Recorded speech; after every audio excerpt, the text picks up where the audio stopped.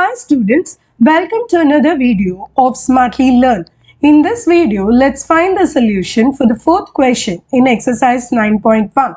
A coin is tossed twice. First subdivision, find the probability distribution of x, the number of heads. So first I'm stopping here. Let's calculate this before we move to the second subdivision.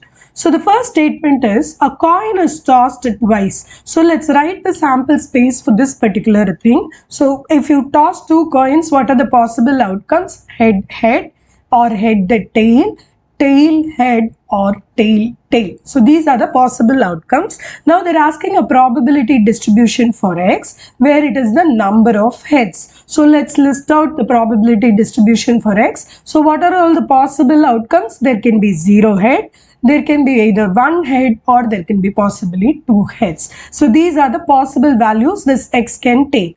Now let's compute the probabilities for x in these cases. So 0 head means what? There is only one possibility there out of the total possibility of 4. So this is nothing but 1 by 4.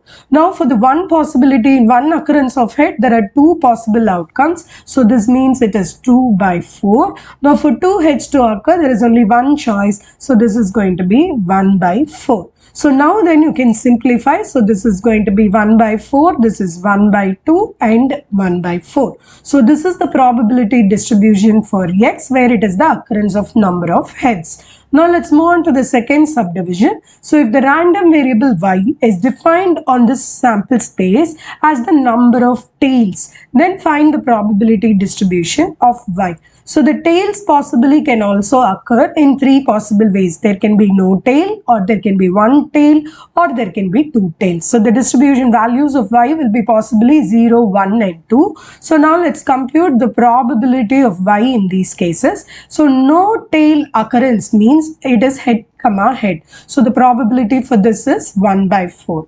One tail occurring is nothing but ht and th. So there are two possible outcomes. So 2 by 4. For two tails to occur, there is only one possibility. So this is 1 by 4. Now we can simplify and write. So this is 1 by 4, again 1 by 2 and 1 by 4. So 2 times the same distribution, however the variable values changes, otherwise it is the same.